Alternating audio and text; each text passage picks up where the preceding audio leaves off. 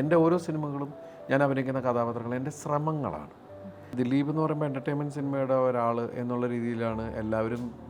അതിന് വേണ്ടിയിട്ടാണ് ഡ്രാമ ഒഴിവാക്കുക എന്നുള്ളത് നമ്മുടെ ലൈഫ് തന്നെ ഇല്ലാത്ത വിഷയമാണ്. ഞാനൊരു സാധനം എന്തെങ്കിലും ചെയ്തു വെച്ചത് അത് പിന്നീട് നമ്മുടെ ജീവിതത്തിലേക്ക് എല്ലാവരും ശ്രദ്ധിക്കുന്നു, അവർ ചില സിറ്റുവേഷനിൽ അതെടുത്ത് ഉപയോഗിക്കുന്നു എന്നൊക്കെ പറയുന്ന ഒരു സാധനമില്ലേ, അതൊരു കലാകാരനെ സംബന്ധിച്ച് വലിയ അനുഗ്രഹം തന്നെ. ഞാൻ എപ്പോഴും ചിരിക്കാൻ ആഗ്രഹിക്കുന്ന ഒരാളാണ്. അപ്പോൾ തമാശകളുടെ ഇടയിൽ എവിടെയെങ്കിലും ഒരു തമാശ ആരെങ്കിലും ചിരിക്കണേ എന്താ സമയം എന്നോട് പറ എന്ന് പറഞ്ഞിട്ട് ഞാൻ അത് കേൾക്കാൻ ആഗ്രഹിക്കുന്ന ഒരാളാണ്. പല കഥാപാത്രങ്ങളും എനിക്ക് പറ്റൂലെന്ന് തോന്നിട്ട് ഇട്ടിട്ട് പോയാലോ എന്നൊക്കെ തോന്നിയിട്ടുണ്ട് ആദ്യത്തെ 1-2 ദിവസമൊക്കെ. അതൊക്കെ ആ സിനിമകളൊക്കെ 100-150 ദിവസം നിങ്ങൾ കണ്ട സിനിമകൾ തന്നെയാണ്. ഈ ഓരോ ക്യാരക്ടറും ഒരു മിഷൻ പോലെയാണ്.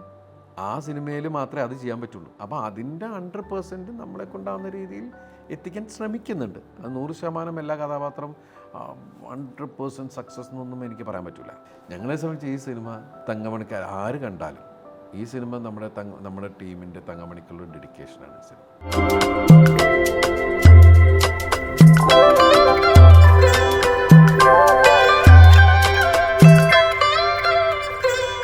Hello everyone, welcome to happy frames.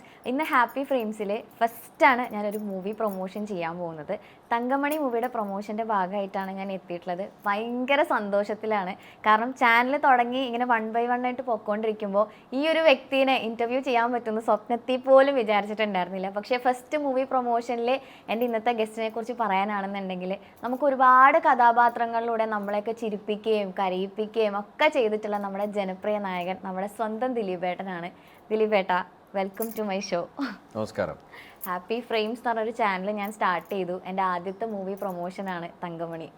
അപ്പോൾ ദിലീപേട്ടനെ എനിക്ക് ഇൻ്റർവ്യൂ ചെയ്യാൻ പറ്റിയതിൽ ഒരുപാട് സന്തോഷം. എല്ലാ പ്രാർത്ഥനയും അനുഗ്രഹവും ഒക്കെ കൂടെ ഉണ്ടാവണം. തീർച്ചയായിട്ടും ഓൾ ദ ബെസ്റ്റ്. എന്തായാലും നമ്മളെ സംബന്ധിച്ച് ഒരു പ്രസ്ഥാനം തുടങ്ങുമ്പോൾ അതിൻ്റെ ആദ്യം തന്നെ വന്നിരിക്കാൻ പറ്റിയതിൽ വലിയ സന്തോഷം നമുക്കുണ്ട്. അതെ, അല്ല ദിലീപേട്ടനൊക്കെ താങ്ക് യു. അല്ല, അതിൻ്റെ ഒരു സ്ട്രഗ്ലിംഗ് പീരീഡ് എന്തായാലും അറിയായിരിക്കുമല്ലോ, ഒരു കാര്യത്തിലേക്ക് ഇറങ്ങിത്തിരിക്കുമ്പോൾ തുടക്കം മുതലേ ഉള്ളൊരു സ്ട്രഗ്ലിംഗ് ഒക്കെ. അപ്പോൾ എല്ലാം തുടക്കക്കാരി എന്നുള്ള രീതിയിൽ അതാ പറഞ്ഞത്, എല്ലാം ഗംഭീരമാവട്ടെ, വലിയ വിജയത്തിലേക്ക് എത്തട്ടെ. Thank you. എന്തൊക്കെയാണ് വേണമല്ലോ നമുക്കെതിരെ എന്തെങ്കിലുമൊക്കെ ചെയ്യാം. ഓക്കെ, അപ്പോൾ തങ്കമണിയിലേക്ക് വന്നതിന് മുന്നേ എന്തൊക്കെയാണ് ദിലീപേട്ട പുതിയ വിശേഷങ്ങൾ എന്തെങ്കിലുമൊക്കെ ജീവിതത്തിലുണ്ടോ, പുതിയ കാര്യങ്ങളൊക്കെ? അല്ല, എൻ്റെ ഓരോ ദിവസത്തെ വിശേഷങ്ങൾ എല്ലാം നിങ്ങൾ അറിഞ്ഞുകൊണ്ടിരിക്കുന്നതാണ്. പിന്നെ ഞാനും എൻ്റെ വീട്ടിലെ ആൾക്കാരും അറിയാത്ത വിശേഷങ്ങളും ഞാൻ ഇതിൽ നിന്ന് ഇങ്ങനെ മീഡിയയിൽ നിന്ന് അറിയുന്ന വിശേഷങ്ങളൊക്കെ ആയിട്ട് ഇങ്ങനെ മുന്നോട്ട് പോയിക്കൊണ്ടിരിക്കുന്നു. എന്താണ് ഇപ്പം തങ്കമണിയാണ് നമ്മളുടെ വേറൊരു പുതിയ വിശേഷം. ഒരു റിയൽ ഇൻസിഡൻറ്റ്, അതൊരു സിനിമ ആകുമ്പോഴേക്കും ദിലീപേട്ടന് ഒരു ടെൻഷൻ ഉണ്ടായിരുന്നു, അല്ലെങ്കിൽ എങ്ങനെ ഞാൻ ഈ ഒരു കഥാപാത്രം ചെയ്യും, റിയലായിട്ട് നടന്നൊരു ഇൻസിഡൻ്റ് ആയതുകൊണ്ട്? ഇത് തങ്കമണി 1986 നടന്ന ഒരു സംഭവത്തിനെ ആസ്പദമാക്കി വരുന്നിരിക്കുന്ന ഒരു ചിത്രമാണ്. അതുകൊണ്ടാണ് തങ്കമണി എന്ന് തന്നെ പേരിട്ട് ഈ സിനിമ വന്നിരിക്കുന്നത്. നമ്മളെ സംബന്ധിച്ച് ഈ സിനിമ എന്ന് പറയുന്നത് ഒരു റിയൽ ഇവൻറ്റ്സുകളും ഫിക്ഷനും കൂടി മിക്സ് ചെയ്തതാണ് ഈ സിനിമ. അപ്പോൾ റിയൽ ഇവൻറ്റ്സ് മാത്രം വരുമ്പോൾ, പ്രത്യേകിച്ച് തങ്കമണിയിൽ ഉള്ള സംഭവങ്ങൾ വെച്ച് നമ്മൾ എടുത്തു കഴിഞ്ഞാൽ ചിലപ്പോൾ അതിനൊരു വേദനയും നൊമ്പരവും ഒരു ഡ്രൈ ഇതിലേ പോവുള്ളൂ. അപ്പോൾ കൂടുതൽ ജനങ്ങളെ എൻഗേജ്ഡ് ആക്കാനാണ് ഇതിൻ്റെ സംവിധായകനും എഴുത്തുകാരനും ഒക്കെ ആയ രതീഷ് ഇതിനെ എന്താ പറയുക, റിയൽ ഇവൻറ്റ്സുകളും ഫിക്ഷനും കൂടി മിക്സ് ചെയ്തിട്ടാണ് നമ്മുടെ അടുത്ത് വന്ന് കഥ പറഞ്ഞതും. അപ്പോൾ ഞാൻ അതിലെ ചോദ്യങ്ങൾ ചോദിച്ചപ്പോൾ അത് വ്യക്തമായിട്ടുള്ള റിസർച്ചിൻ്റെ അടിസ്ഥാനത്തിൽ തന്നെയാണ് പുള്ളി ചെയ്തിട്ടുള്ളത്. അന്ന് തങ്കമണിയിലുണ്ടായിരുന്ന അത് അനുഭവിച്ച ആളുകൾ, അവിടെ ഇതിൻ്റെ പേരിൽ ആ നാട് വിട്ട് പോണ്ടി വന്ന ആളുകൾ, അന്ന് സേനയിൽ ഉണ്ടായിരുന്നു, അത് കഴിഞ്ഞ് റിട്ടയർമെൻറ്റിലിരിക്കുന്ന ആളുകൾ, അതുപോലെ തന്നെ അന്ന് ഈ വാർത്ത റിപ്പോർട്ട് ചെയ്ത പത്രപ്രവർത്തകർ, സീനിയർ റിപ്പോർട്ടേഴ്സ്, ഇങ്ങനെ ഒരുപാട് ആൾക്കാരിലൂടെയാണ് മാധ്യമപ്രവർത്തനം കൂടിയായ രതീഷ് ഈ ഒരു സബ്ജക്റ്റുമായിട്ട് വന്നത്. അപ്പോൾ അതിൽ ഈ റിയാലിറ്റിയും ഫിക്ഷനും കൂടി മിക്സ് ചെയ്തിരിക്കുന്ന രീതികൾ ഇഷ്ടമായപ്പോഴാണ് നമുക്കത് ചെയ്യാം എന്ന് തോന്നുന്നത്. പിന്നെ എന്ന് വെച്ചിട്ടുണ്ടെങ്കിൽ എന്നെ സംബന്ധിച്ച് എനിക്ക്, കാരണം ഞാൻ ദിലീപ് എന്ന് പറയുമ്പോൾ എൻ്റർടൈൻമെൻറ്റ് സിനിമയുടെ ഒരാൾ എന്നുള്ള രീതിയിലാണ് എല്ലാവരും. അതിന് വേണ്ടിയിട്ടാണ് നമ്മുടെ സിനിമകളിലെല്ലാം വേണം എന്നുള്ള രീതിയിലാണ്. അവർക്ക് കൂടുതൽ അത് നർമ്മത്തിൽ കൂടി പൊതിഞ്ഞ് പറഞ്ഞാൽ അവർക്ക് സന്തോഷം എന്നുള്ള രീതിയിലാണ്. അപ്പോൾ ഈ സിനിമ ശരിക്കും പറഞ്ഞാൽ രതീഷ് പറഞ്ഞിരിക്കുന്നത് നമ്മുടെ ഒരു ആബേൽ ജോഷോ മാത്തൻ എന്ന് പറഞ്ഞ ഒരാളുടെയും അയാൾ പ്രണയിക്കുന്ന അനിത എന്ന് പറഞ്ഞൊരു കഥാപാത്രമുണ്ട്, അതാണ് നീത ചെയ്യുന്നത്. ഇവരുടെ ഒരു പ്രണയ കഥയിലൂടെയാണ് ശരിക്കും പറഞ്ഞാൽ ആ കുടുംബത്തിലൂടെയാണ് ഈ തങ്കമണീനെ ഓപ്പൺ ചെയ്തത്. അതുപോലെ തന്നെ ആബേലിൻ്റെ സൗഹൃദങ്ങൾ എനിക്ക് പുതിയ കോമ്പിനേഷനാണ്. എൻ്റെ കൂടെ സുഹൃത്തുക്കളായിട്ട് അഭിനയിച്ച ആൾക്കാർ സുദേവ് നായരാണെങ്കിലും അസീസ് ആണെങ്കിലും ജിബിൻ, അരുൺ, അങ്ങനെ ഒരു കൂട്ടായ്മയാണത്. പിന്നെ നമ്മൾ തങ്കമണിയിലേക്ക് ഇറങ്ങിച്ചെല്ലുമ്പോഴാണ് അതിൻ്റെ ആഴം മനസ്സിലാവുന്നത്. തങ്കമണീൻ്റെ സ്ട്രെയിറ്റ് തങ്കമണി എന്ന് പറഞ്ഞിട്ട് ഉള്ളൊരു ഇതിലേക്ക് പോകുന്നതിനേക്കാൾ ഒരു ഡിഫറെൻറ്റ് സ്റ്റോറി ടെല്ലിംഗ് ആണ്. പിന്നെ എന്നെ സംബന്ധിച്ചിട്ടൊരു ആക്ടർ എന്നുള്ള രീതിയിൽ എനിക്ക് ഏതൊരു ആക്ടറും ആഗ്രഹിക്കുന്ന പോലെ ഡിഫറെൻറ്റ് ക്യാരക്ടേഴ്സിന് വേണ്ടിയിട്ട് അല്ലെങ്കിൽ ഡിഫറെൻറ്റ് എന്താ ഇമോഷണൽ, അങ്ങനെ എല്ലാ ഇമോഷണലും കൂടി കയറി പോകാമെന്ന് പറയില്ല. ലവ് ഉണ്ട്, അഫെക്ഷൻ ഉണ്ട്, സെൻറ്റിമെൻറ്റ്സ് ഉണ്ട്, എല്ലാം വരുന്നൊരു സാധനം. ഇപ്പോൾ ഈ ഫിക്ഷൻ എന്ന് പറഞ്ഞുകൊണ്ട് ചോദിക്കാം, അങ്ങനെ ഒരു ഫിക്ഷൻ എലമെന്റ് ആഡ് ചെയ്യാൻ ഇപ്പോഴത്തെ ജനറേഷനിൽ ഇങ്ങനെ ഒരു സിനിമ വരുന്നത് കൊണ്ടാണ് അങ്ങനെ ഒരു ഫിക്ഷൻ എലമെന്റ് ഇതിനകത്തേക്ക് അല്ല, അത് കൂടുതൽ ഞാൻ പറഞ്ഞില്ലേ, ഡ്രൈ ആവാതിരിക്കുക എന്നുള്ളത്. പിന്നെ മാത്രമല്ല ഈ റിയൽ ഇൻസിഡൻസ് എടുക്കുമ്പോൾ കൂടുതലും അതിനകത്തെന്ന് വെച്ചാൽ ആളുകളെ എൻഗേജിങ് ആക്കാൻ, ആളുകൾക്ക് ബോറടിക്കാതിരിക്കാനായിട്ട് അതിൽ കുറച്ച് എലിമെൻറ്റ്സ് ആഡഡ് ആവും. പക്ഷേ അതിൻ്റെ സത്യസന്ധത നഷ്ടപ്പെടുത്താതെയാണ് അത് ചെയ്യുക. ചെറിയ മസാല എന്ന് പറഞ്ഞാൽ, മസാല എന്ന് വെച്ചാൽ വേറെ അർത്ഥത്തിലെല്ലാം പറയണേ, ചില ചേരുവകൾ അതിൽ ആഡഡ് ആവും. അപ്പോഴാണ് അത് രസകരമായിട്ട് നമ്മൾ തിയേറ്ററിലിരിക്കുമ്പോൾ എൻഗേജിങ് ആവുള്ളൂ. നമ്മൾ സ്ക്രീനിൽ നിന്ന് നമ്മളൊരു ഇങ്ങനെ ഇരിക്കുമ്പോൾ നമ്മൾ വേറെ സ്ഥലത്തേക്ക് ശ്രദ്ധ പോവുക എന്ന് പറയുന്നത് അതല്ലാതെ ഓരോ നിമിഷവും നമ്മളിങ്ങനെ ഈഗർലി വാച്ചിങ് എന്ന് പറയുന്ന ഒരു സാധനമില്ലേ, അടുത്തെന്തായിരിക്കും, അടുത്തെന്താണെന്ന് പറയുന്ന ആ രീതി. അതിന് വേണ്ടിയിട്ട് കുറച്ച് സംഭവങ്ങളൊക്കെ ഉണ്ടാവും. അല്ല, ഞാൻ ടീച്ചർ കണ്ട സമയം ആദ്യത്തെ ഒരു കമന്റ് കണ്ടത് ലാസ്റ്റ് വരുന്നുണ്ടല്ലോ ദിലീപേട്ടൻ വേറൊരു ലുക്കില്, ക്രേസി ഗോപാലനിലെ ബാങ്ക് കൊള്ളടിക്കാൻ പോണ ദിലീപേട്ടൻ്റെ ഒരു ലുക്ക് പോലെ ഉണ്ട് എന്നിട്ട് ഒരാൾ കമന്റ് ചെയ്തു. അപ്പോഴാണ് ശരിക്കും ഞാനും എടുത്ത് നോക്കിയപ്പോൾ ശരിയാണല്ലോ, ചെറിയൊരു അത്രയും ഒബ്സർവ് ചെയ്തേണ്ട ആളുകൾ ദിലീപേട്ടൻ്റെ ഓരോ ക്യാരക്ടേഴ്സും അതിനകത്ത്. ഇപ്പൊ ന്യൂ കമേഴ്സ് കുറച്ച് പുതിയതായിട്ടുള്ള ആളുകളുടെ കൂടെ അഭിനയിച്ചു എന്ന് പറയുന്നുണ്ട്. അപ്പൊ അത്തരം ആളുകൾ വരുമ്പോൾ അവരുടെ ഇടയിൽ ദിലീപേട്ടൻ എന്തായാലും ഒരു സീനിയറാണ്. അപ്പോൾ അവരെങ്ങനെയാണ് ശരിക്കും കംഫർട്ട് ആക്കുക കൂടെ അഭിനയിക്കണ സമയം? ഇല്ല, നമ്മളും ഒരു കാലഘട്ടത്തിൽ ജൂനിയർ, ഇപ്പം എൻ്റെ സീനിയേഴ്സിന് മുമ്പിൽ തന്നെ ചെല്ലുമ്പോൾ ഞാൻ ജൂനിയർ തന്നെയാണ്, അന്ന് ഇന്ന് എപ്പോഴും. മനസ്സിലായില്ലേ? അപ്പോൾ ആ ഒരു എക്സ്പീരിയൻസ് നമ്മളുണ്ട്. അപ്പോൾ അവരും എല്ലാം നമ്മൾക്കും ഈ പറയുന്ന ടെൻഷനും കാര്യങ്ങളൊക്കെ ഉണ്ടായിരുന്ന ആൾക്കാർ തന്നെയാണ്. പിന്നെ നമ്മുടെ കൂടെ അഭിനയിക്കുന്ന ആൾക്കാർ കംഫർട്ടായാലേ ആ സീൻ നന്നാവുള്ളൂ. അല്ലാണ്ട് അവർക്ക് ഇന്നലെ വന്ന ആൾ എന്നുള്ള രീതിയിലല്ല. അവർ നമ്മളെക്കാൾ വിവരമുള്ള ഒരാൾക്കാരും അവർ നമ്മളെക്കാൾ കഴിവുള്ള ആൾക്കാരുമായിട്ട് നമ്മൾ കാണാൻ പാടുള്ളൂ. കാരണം എന്ന് വെച്ചിട്ടുണ്ടെങ്കിൽ അപ്പോഴാണ് നമ്മൾ ആ ഒരു ഇതിൽ, അല്ലാണ്ട് അവരെ മാറ്റി നിർത്തുക അല്ലെങ്കിൽ ആ സമയത്ത് വന്നിട്ട് മാത്രം, അത് എൻ്റെ രീതികളല്ല. ഞാൻ അവരിൽ ഒരാളായി മാറുന്നു എന്നുള്ളതാണ്. അതിന് എനിക്കും നല്ലത്. ഞാൻ എപ്പോഴും ചിരിക്കാൻ ആഗ്രഹിക്കുന്ന ഒരാളാണ്. അപ്പോൾ തമാശകളുടെ ഇടയിൽ എവിടെയെങ്കിലും ഒരു തമാശ ആരെങ്കിലും ചിരിക്കണേ, എന്താ സമയം കൂടി പറ എന്ന് പറഞ്ഞിട്ട് ഞാൻ അത് കേൾക്കാൻ ആഗ്രഹിക്കുന്ന ഒരാളാണ്. എന്നുവെച്ചാൽ അന്യൻ്റെ കാര്യത്തിൽ പോയി തലയിടുക അങ്ങനെയല്ല. തമാശകൾ നടക്കുമ്പോൾ എന്താണ്, അല്ലാത്ത സ്ഥലത്ത് ഒരു ലിസണറായിട്ട് പോയിട്ട്, എവിടെയും ലിസണറാണ് സത്യത്തിൽ. കാരണം സിനിമ എന്ന് പറയുന്നത് വലിയ, നമ്മൾ പണ്ട് പറയൂലേ, ഈ ഒരു അനന്തസാഗരമാണ് കുട്ടി എന്നൊക്കെ പറയുന്ന പോലത്തെ, അതിങ്ങനെ ഓരോ ദിവസം പുതിയ കാര്യങ്ങൾ വന്നുകൊണ്ടിരിക്കുകയാണ് സിനിമയിൽ. ടെക്നോളജി അങ്ങനെ വന്നുകൊണ്ടിരിക്കുക. അപ്പോൾ ആ സമയത്ത് നമ്മളെല്ലായിടത്തും പോയി പുതിയ കാര്യങ്ങൾ നമ്മളെ വേറെ ഡിപ്പാർട്ട്മെൻറ്റിലെ ആൾക്കാരിൽ നിന്നാണ് നമുക്ക് പലതും മനസ്സിലാവുന്നത്. പക്ഷേ ഇതെല്ലാം വരുന്നത് നമ്മൾ നിൽക്കുന്ന സ്ഥലത്തേക്ക് തന്നെയാണ്. അപ്പോൾ അതുകൊണ്ട് നമ്മൾ അതിനെക്കുറിച്ച് കൂടുതൽ അറിയാനുള്ളൊരു ശ്രമമുണ്ട്. ഓക്കെ. അപ്പോൾ ഇപ്പോൾ പുതിയ ആക്ടേഴ്സിൻ്റെ കൂടെയൊക്കെ അഭിനയിക്കുന്ന അല്ലെങ്കിൽ പുതിയ ഡയറക്ടേഴ്സ് എല്ലാം പുതിയ ഒരു ജനറേഷൻ്റെ ഇതിലൂടെ പൊയ്ക്കൊണ്ടിരിക്കുക. അപ്പോൾ എന്തൊക്കെ കാര്യങ്ങളാണ് ദിലീപേട്ടൻ ഒബ്സർവ് ചെയ്യാറ്? അപ്പോൾ ആ സമയം പഴയ ഇതിൽ നിന്ന് പുതിയ ഇതിലേക്ക് വരികയാണല്ലോ, മൊത്തത്തിലൊരു മാറ്റം ഉണ്ടല്ലോ ഇൻഡസ്ട്രിയിലും ടെക്നോളജിയിലൊക്കെ. അല്ലേ, മാറ്റം ഉണ്ട്, അതില്ലെന്ന് പറയാൻ പറ്റില്ല. പക്ഷെ വേറെ കാര്യം എന്ന് വെച്ചിട്ടുണ്ടെങ്കിൽ, ഇപ്പം നമ്മൾ ഡ്രാമ ഒഴിവാക്കുക എന്നുള്ളത് നമ്മുടെ ലൈഫ് തന്നെ ഇല്ലാത്ത വിഷയമാണ്. പണ്ട് നമ്മൾ പഠിച്ചിട്ടില്ലേ, life is a drama, we are all characters. അത് സത്യസന്ധമാണ്, അതിനൊരു മാറ്റം ഉണ്ടായിട്ടില്ല. അപ്പോൾ എന്ത് പറഞ്ഞാലും ഈ ഡ്രാമ ഉണ്ടാകുമ്പോഴാണ് ജനങ്ങളുടെ മനസ്സിൽ കൊള്ളുള്ളൂ. അത് തമാശയാണെങ്കിലും സങ്കടമാണെങ്കിലും ഒക്കെ. അപ്പോൾ അത് വെറുതെ വായി തോന്നണ പോലെ പറഞ്ഞിട്ട് പോയി കഴിഞ്ഞാൽ നമ്മൾ ചിലപ്പോൾ അപ്പം ഇരുന്ന് എൻജോയ് ചെയ്തിട്ട് പോവുമായിരിക്കും, പക്ഷെ മനസ്സിൽ നിൽക്കില്ല. പിന്നെ ഇപ്പം എന്താ ഉണ്ടായേ എന്ന് പിന്നീട് നമ്മൾ ചിന്തിക്കുന്ന ഒരുപാട് അങ്ങനെയും സംഭവിക്കുന്നുണ്ട് ചില സിനിമകൾ, ഇല്ലേ? അതുകൊണ്ടാണ് നമുക്ക് മുൻകാല ചിത്രങ്ങളിലെ പല കാര്യങ്ങളും നമ്മൾ ട്രോൾ ചെയ്യാൻ ഉപയോഗിക്കുന്നത്.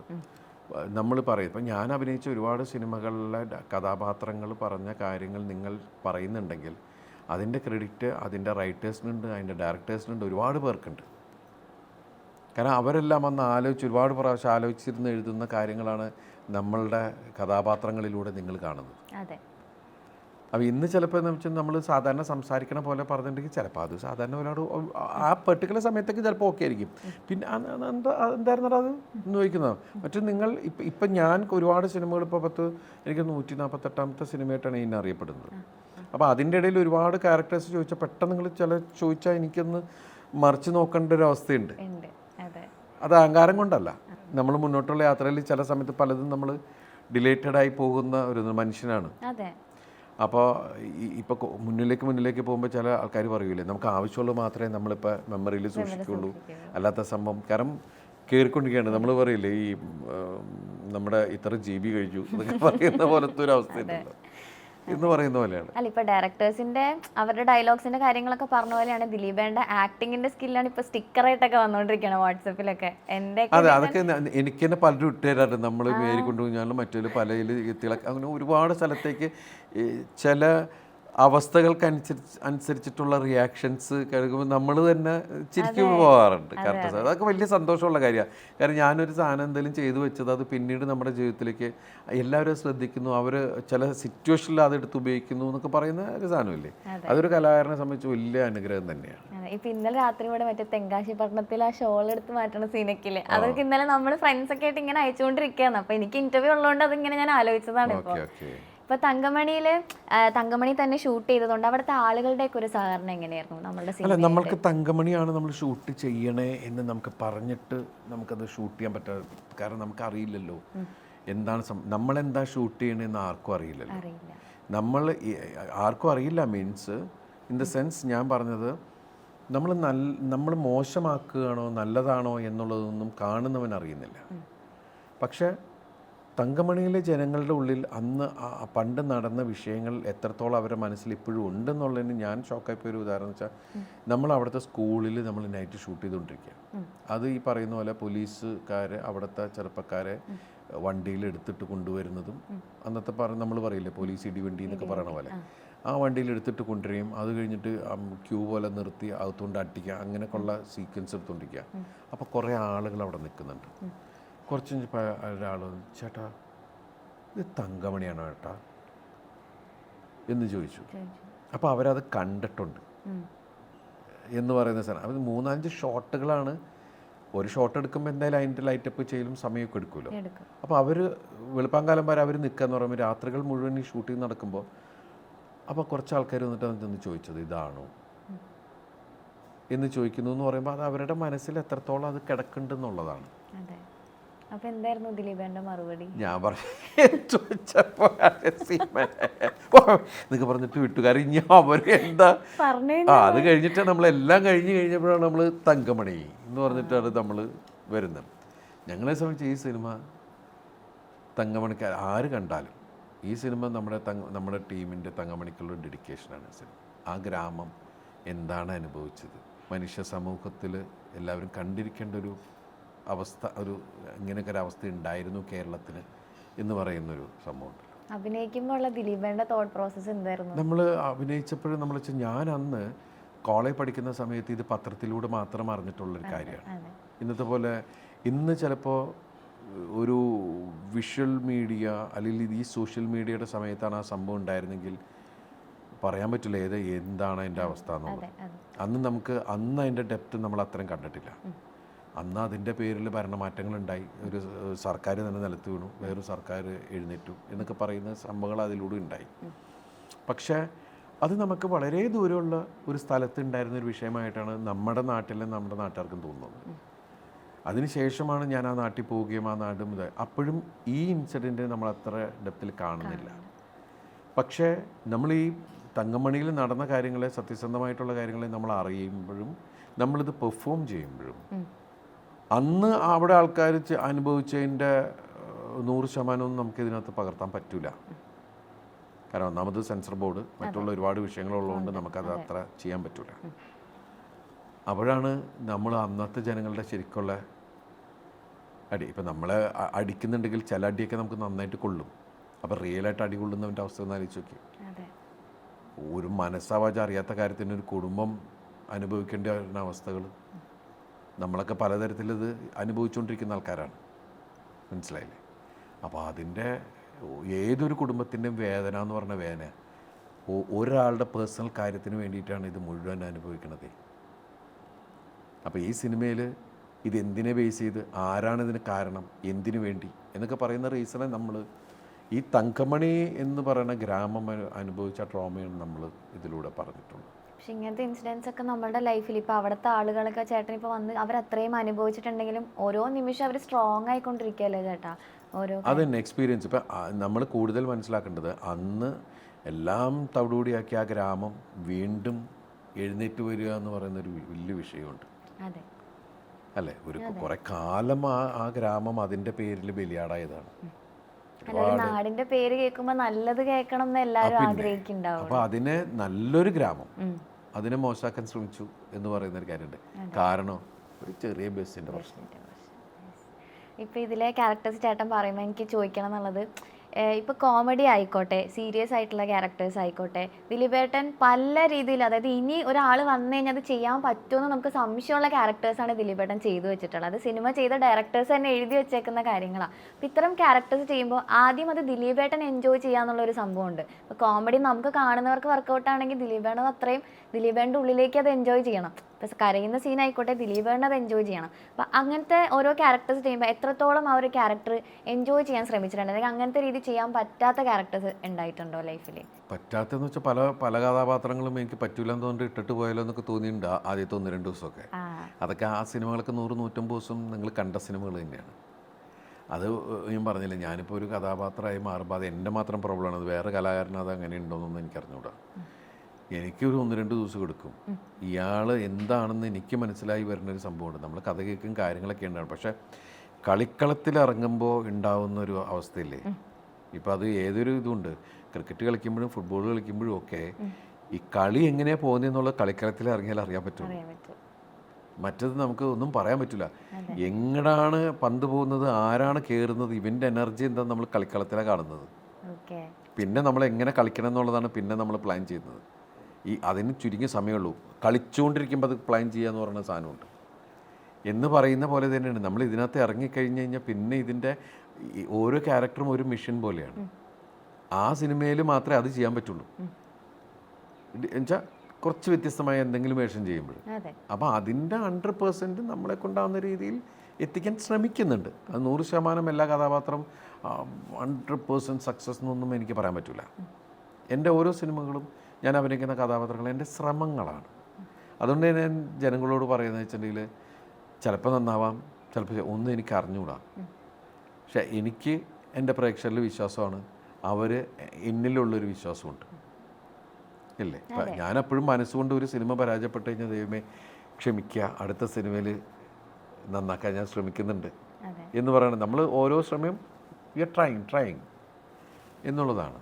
ഇപ്പോൾ ദിലീപേട്ടനെ സംബന്ധിച്ച് ദിലീപേട്ടനെ ഇഷ്ടപ്പെടുന്ന ആളുകൾ ദിലീപേട്ടൻ്റെ ക്യാരക്ടേഴ്സിനെ, അതായത് ഇനി വരാൻ പോകുന്ന ഓരോ ക്യാരക്ടേഴ്സിനെ ഇഷ്ടപ്പെട്ട് സിനിമ കാണണം എന്നാണോ, അല്ലോ ദിലീപ് എന്ന് പറഞ്ഞ വ്യക്തിയെ ഇഷ്ടപ്പെട്ട് കാണണം എന്നുള്ളതാണോ ആഗ്രഹം? ശരിക്കും ക്യാരക്ടേഴ്സ് എന്ന് പറയുന്ന വ്യക്തിയെ ഇഷ്ടമുള്ളത് കൊണ്ടും എന്നിലുള്ള വിശ്വാസമുള്ളത് കൊണ്ടല്ലേ നമ്മൾ ഈ നിമിഷത്തിലിരുന്ന് ഞാൻ ഇൻ്റർവ്യൂവിൽ പങ്കെടുക്കുന്നത്. കാരണം എൻ്റെ ജീവിതത്തിൽ അമ്മാതിരി പ്രശ്നങ്ങൾ വന്നപ്പോൾ എൻ്റെ കൂടെ നിന്ന പ്രേക്ഷകരാണ്, എന്നിലുള്ള വിശ്വാസമാണത്. ഞാൻ അവരുടെ മുമ്പിൽ അവർ വളർത്തിയുണ്ടാക്കിയതാണ് എന്നെ. അവരുടെ വീട്ടിലൊരംഗത്തെ പോലെ എല്ലാവരും എന്നെ കാണും. ആ ഒരു വിശ്വാസം നഷ്ടപ്പെടുത്താൻ എനിക്കൊരു ആഗ്രഹമില്ല. ഞാനിവിടെ ആഗ്രഹിച്ച സിനിമയിൽ വരികയും എനിക്ക് നിധി പോലെ തന്നൊന്നാണ് ഈ സ്ഥാനവും ഈ ഒരു ദിലീപ് എന്ന് പറയുന്ന ഒരു ആക്ടറെ ഇവിടുത്തെ പ്രേക്ഷകർ തന്നിരിക്കുന്നത്. അതിൽ ഡിഫറെൻ്റ് ആയിട്ടുള്ള വേഷങ്ങൾ, അതിനോട് 100% നീതി പുലർത്തുക എന്ന് പറയുന്നൊരു വിഷയമുണ്ട്. പിന്നെ ഞാൻ ചെയ്ത കഥാപാത്രങ്ങളിലൂടെ തന്നെയാണ് അവരെന്നെ ഇഷ്ടപ്പെട്ടിട്ടുള്ളതും. കാരണം ആദ്യം ഒരാളെ കാണുന്നു, അയാൾ വന്ന് പിന്നെ അയാൾ പെർഫോം ചെയ്യുമ്പോഴാണ് നമ്മൾ അവരുടെ കണ്ണുകളിലൂടെയും അവരുടെ ചെവിയിലൂടെയൊക്കെയാണ് നമ്മൾ അവരുടെ മനസ്സിലെത്തിയിരിക്കുന്നത്. അത് നമ്മളുണ്ടാക്കിയിരിക്കുന്ന നമ്മൾക്ക് കിട്ടിയ കഥാപാത്രങ്ങളോടുള്ള സ്നേഹം തന്നെയാണ് ആദ്യം. പിന്നെ നമ്മൾ ആ വ്യക്തിനെ 2-3 സിനിമ ആകുമ്പോഴും പിന്നെ ആ വ്യക്തിയുടെ സിനിമയിലേക്ക് നമ്മൾ അല്ലേ, നമ്മളിപ്പോൾ നമ്മുടെ സീനിയേഴ്സ് ആയിട്ടുള്ള ആക്ടേഴ്സിനെ നമ്മൾ ഇഷ്ടപ്പെട്ടതും അങ്ങനെ തന്നെയാണ്. അവർ ചെയ്ത വേഷങ്ങളിലൂടെയും നമ്മൾ അവരെ കൂടുതൽ അറിയാൻ തുടങ്ങുന്നത്. പിന്നെ നമ്മൾ ജനങ്ങൾ ഇപ്പോഴത്തെ ഒരവസ്ഥയിൽ നമ്മൾ അത്രയും ജനങ്ങളുമായിട്ട് അത്രയും കണക്റ്റഡാണ്. പണ്ടത്തെ സിനിമാ നടന്മാരെ നമ്മൾ കണ്ടിട്ടില്ല പല ആളുകളെ. അത്ഭുതമാണ്. ഞാൻ എൻ്റെ ചെറുപ്രായത്തിൽ സിനിമാ തിയേറ്ററിൽ പോകുമ്പോൾ ഞാൻ തുടക്കം ബിഗിനിങ് ടൈമിൽ സിനിമ കാണുമ്പോൾ ഞാൻ ആ പരിസരത്തൊക്കെ മാറി വെക്കും, എപ്പോഴും ഇവർ പുറത്തേക്ക് വന്നെ നോക്കിയിട്ട്. അങ്ങനെയുള്ള മണ്ടത്തരമായ ചിന്തകളൊക്കെ ഉണ്ടായിരുന്നു. പിന്നെ പത്രത്തിൽ നോക്കുമ്പോൾ ഇങ്ങനെ നസീർ, മധു, ഇവരൊക്കെ അപ്പോൾ ഇവർക്ക് അവിടെ ഒരു മറ്റേ ഞാറക്കൽ ആ തിയേറ്ററിലുണ്ട്, അപ്പോൾ എടവനക്കാടൊക്കെ ആണെങ്കിൽ അല്ലെങ്കിൽ ആലുവയിൽ ഇന്ന തിയേറ്റർ, ഇവരൊക്കെ എല്ലാവരും എങ്ങനെയാണ് ഈ ഒരേ സമയത്ത് എല്ലായിടത്തും പോവാന്നൊക്കെ എൻ്റെ ചെറിയ പ്രായത്തിലെ ചിന്തകളൊക്കെയാണ് അതൊക്കെ. കാരണം ഞാൻ ബാബുമോൻ എന്ന് പറഞ്ഞ പടം കണ്ടിട്ട് ഞാൻ തിയേറ്ററിൽ നിന്ന് ഇറങ്ങി ഓടിയ ആളാ. കാരണം വെച്ചാൽ അതിനകത്ത് പെരക്കി തീ പിടിക്കുന്നുണ്ട്, ഞാൻ വിരിച്ച് മനസ്സിലായില്ലേ. അപ്പോൾ അങ്ങനെയുള്ള ഒരു സാധാരണക്കാരൻ്റെ ചിന്തകളൊക്കെ ആയിട്ടാണ്. കാരണം ഇവർ ഭക്ഷണം കഴിക്കൂ, പക്ഷെ ഇന്നിപ്പോൾ ജനങ്ങൾക്കെല്ലാം അറിയാം. മനസ്സിലായില്ലേ? അതെ. ഇപ്പോൾ സിനിമയിൽ വരുമ്പോൾ ഒരു ഗിവ് ആൻഡ് ടേക്കിനെ പറ്റി ഞാൻ പല ആർട്ടിസ്റ്റുകളെ ഇൻ്റർവ്യൂ ചെയ്തപ്പോൾ കേട്ടിട്ടുണ്ട് ദിലീപ് വേണ്ട. അതായത് ചെയ്യുന്ന സമയം തന്നെ അങ്ങോട്ടും ഇങ്ങോട്ടും അഭിപ്രായങ്ങൾ പറഞ്ഞ് അഭിനയിക്കുക എന്നുള്ളത്. ഇപ്പോൾ സിദ്ദിഖിയായിട്ടുള്ള ഇൻ്റർവ്യൂസിലൊക്കെ ഒരുപാട് കേട്ടിട്ടുണ്ട്, ഇക്ക നമുക്ക് അങ്ങനെ ചെയ്താലോ, ഇക്ക അതിങ്ങനെ ചെയ്യും, അങ്ങനത്തെ ഒപ്പീനിയൻസ് എപ്പോഴും കൊണ്ടുവരാറുണ്ടല്ലേ ദിലീപ് ഏട്ടൻ അഭിനയിക്കുന്ന സമയം? ഞാൻ അസിസ്റ്റന്റ് ഡയറക്ടറായിരിക്കുന്ന സമയത്ത് ഞങ്ങളെ പഠിപ്പിച്ചിട്ടുള്ളതെന്ന് വെച്ചിട്ടുണ്ടെങ്കിൽ ഏതൊരു ആർട്ടിസ്റ്റിനെ നമ്മൾ കംഫർട്ട് സോണിലായിരിക്കും ആക്കണം. കാരണം നമ്മൾ എന്ത് ഉദ്ദേശിക്കുന്നോ അത് അവൻ്റെ ഉള്ളിൽ നിന്ന് കിട്ടണമെങ്കിൽ അവനെ നമ്മൾ ടോർച്ചർ ചെയ്യരുത്. എൻ്റെ തലതൊട്ടപ്പൻ എന്ന് പറയുന്നത് ജയറാമേട്ടൻ തന്നെയാണ്. എന്ത് വിഷയം എൻ്റെ ജീവിതത്തിൽ ഉണ്ടായാലും ഞാൻ ഫസ്റ്റ് വിളിക്കുന്ന പുള്ളി തന്നെയാണ്. അച്ഛൻ ഭയങ്കരമായിട്ട് ഹ്യൂമർ ചെയ്തിരുന്ന ഒരാൾ, നന്നായിട്ട് മിമിക്രിയും ചെയ്യുമായിരുന്നു. പക്ഷെ അതൊന്നും പുള്ളിയുടെ ഫ്രണ്ട്സിൻ്റെ ഇടയിലും നാട്ടുകാരുടെ ഇടയിലൊക്കെയാണ് പുള്ളി വരാൻ വേണ്ടി നാട്ടുകാർ കാത്തിരിക്കും. ഞാൻ എൻ്റെ കൂടെയുള്ള ആൾക്കാരെ കൊണ്ട് ഏറ്റവും കൂടുതൽ പണിയെടുപ്പിക്കുന്ന ഒരാളാണ്.